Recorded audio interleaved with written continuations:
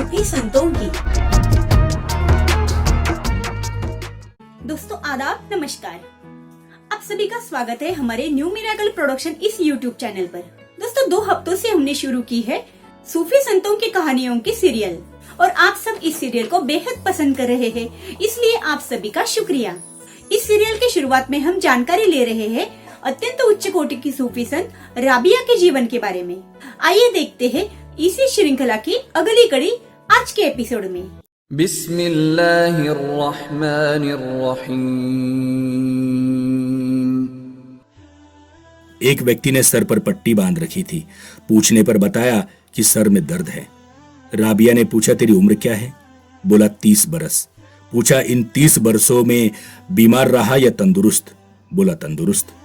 राबिया ने कहा, इतने दिन ठीक रहा, इसके शुक्राने में तो तूने पट्टी कभी न बांधी, और एक दिन की बीमारी से शिकायत की पट्टी बांधी है।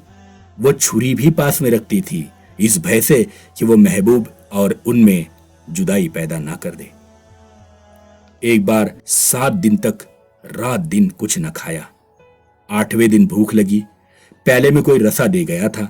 वो चिराग जलाने उठी कि बिल्ली ने प्याला उलट दिया। पानी से रोजा खोलना चाहा तो चिराग बुझ गया और आप खोरा हाथ से गिरकर टूट गया।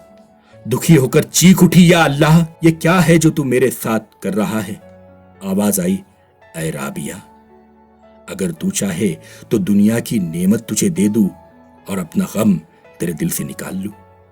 वो बोले, देखो राबिया, तुम्हारी भी एक मुराद है और हमारी भी एक मुराद है। ये दोनों मुरादें एक जगह नहीं रह सकती। हमारा गम और नेमते दुनिया यानी सांसारिक सुख दोनों का गुजर एक दिल में मुमकिन नहीं। ये आवाज सुनकर राबिया ने अपना दिल दुनिया से उसी तरह हटा लिया जैसे कोई मरने वाला संसार की सारी आशाएं छोड़ देता है। एकदम विरक्त होकर नित्य प्रार्थना करती, मेरे दिल को अपनी ही ओर लगाए रख ताकि दुनिया उसे अपनी ओर ना खींच सके। वो प्रायः रोया करती। लोगों ने कहा, आपको कोई बीमारी तो है नहीं, फिर क्यों रोती है? बोली, मेरे सीने के अंदर ऐसी बीमारी है जिसका इलाज कोई हकीम नहीं कर सकता। प्रभु मिलन ही उसकी एकमात्र औषधि है। कयामत के दिन मेरी इस दर्दमंदी पर शायद उन्हें रहम आए। कपड़े बहुत ही फटे पुराने थे। एक वृद्ध संत ने कहा, आपके बहुत मुरीद है जो एक इशारे पर सब सामान ला देंगे। बोली, दुनिया का जो मालिक है वही सबको देता है, फिर मैं क्यों किसी और से मांगू? एक बार वो बीमार हुई। लोगों ने कारण पूछा तो कहा, मेरे दिल में जन्नत की ख्वाहिश हुई। वो खफा हुए। उनकी नाराजगी इस बीमारी का कारण है। शायद इसी बीमारी के समय संत हसन जब उन्हें देखने गए तो बसरे के एक अमीर को थैली लिए द्वार पर रोता पाया। बोला, राबिया के लिए ये दीनार लाया हूं, पर जानता हूं कि वे लेगी नहीं। आप कहे तो शायद ले ले। हसन ने जाकर कहा तो बोली, खुदा को जानने के बाद मखलूक से लेना तर्क कर दिया है, यानी त्याग कर दिया है कि क्या मालूम हलाल है या हराम। संत सफियान और अब्दुल वहीद आमरी भी एक दिन इयादत को गए, यानी रोगी का हालचाल पूछने गए, तो राबिया के आगे वे बोल न सके। राबिया के आदेश पर सफियान बोले, आप ऐसी दुआ करें कि आप पर जो तकलीफ आई है दूर हो जाए। बोली, ऐ सफियान, ये तकलीफ खुदा की ही दी हुई है, मैं उसकी दी हुई चीज की क्यों कर शिकायत करूं? दोस्त को जेबा नहीं कि दोस्त की मर्जी की मुखालिफत करे। तब सफियान ने पूछा, क्या आपका दिल किसी चीज को चाहता है?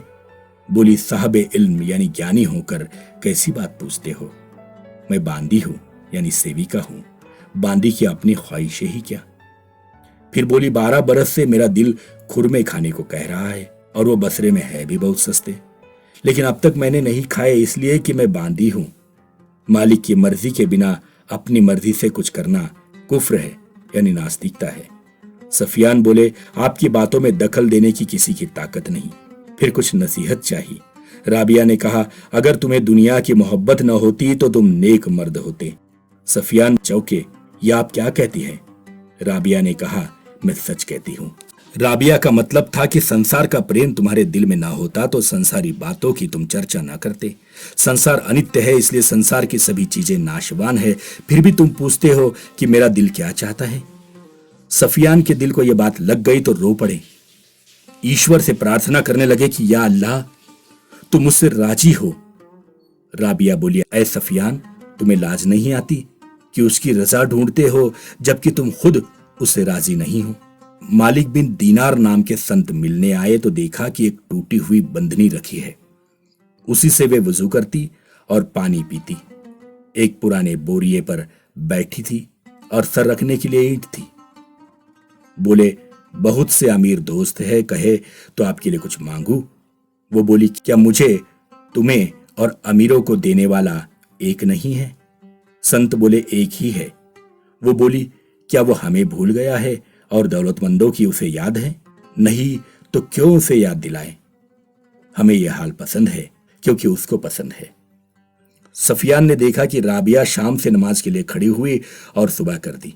फिर बोली, उनकी इस मेहर के लिए उनका कैसे शुक्र करूं? और कहा, कल शुक्राने यानी कृतज्ञता में रोजा रखूंगी। कभी कभी प्रार्थना के समय प्रेम भीरुता से कहती, या अल्लाह, अगर तू मुझे दोजख में भेजेगा तो मैं तेरा एक ऐसा राज जाहिर कर दूंगी कि तू मुझसे दूर भाग जाएगा। कहती, दोजख तो अपने दुश्मनों को दे, इबादत अपने दोस्तों को, मेरे लिए तो तू ही है बस। बोली, यदि मैं दोजख के डर से या जन्नत के लोभ से तेरी इबादत करती हूं तो मेरी ये ख्वाहिशें पूरी ना हो, और अगर तेरे ही लिए ये मेरी इबादत हो तो मुझे अपना दीदार दे। और कहा, ऐ खुदा, अगर तू मुझे दोजख में भेजेगा तो मैं यह गिला करूंगी कि मैंने तुझे अपना दोस्त बनाया। दोस्त दोस्त के साथ ऐसा सलूक नहीं करते। आवाज आई, ऐ राबिया, तू दिल से ऐसी ख्वाहिशें न कर, हम तुझे अपने पास ही रखेंगे। राबिया प्रार्थना में कहा करती कि मेरा काम और मेरी एक ही ख्वाहिश दुनिया में यह है कि तेरा नाम जपूं और दिल में तेरी याद बनी रहे और अंत काल में तेरे दर्शन का सौभाग्य प्राप्त हो। मेरी तो इच्छा यही है, आगे तू मालिक है, जैसा चाहे कर। एक रोज बोली, ऐ खुदा, या तो मेरे दिल को हाजिर कर यानी वश में ला दे और पूजा में लगा दे, या फिर मेरी इस बेदिली की इबादत को ही मंजूर कर। जब राबिया का अंत समय आया तो जो बहुत से बड़े बड़े संत और शेख पास थे उनसे कहा, तुम लोग उठ जाओ और फरिश्तों के लिए जगह खाली कर दो। सब लोग बाहर चले आए और दरवाजा बंद कर दिया। एक आवाज लोगों ने सुनी। एक आयत राबिया ने पढ़ी और कहा, ऐ रूह मुतमईन, अब तो अपने खुदा की ओर चल। फिर देर तक खामोशी रही। अंदर आकर लोगों ने देखा कि ब्रह्मलीन हो गई है।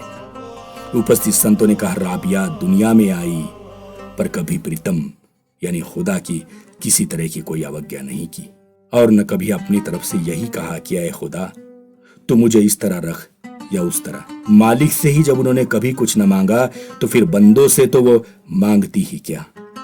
आज वो दुनिया से चली गई, खुदा की उन पर मेहर हो। किसी ने स्वप्न में देखा तो पूछा, मुनकर नकीर। मुनकर और नकीर दो फरिश्ते हैं जो कब्र में मुर्दों से पूछताछ करते हैं। मुनकर नकीर से कैसी निभी?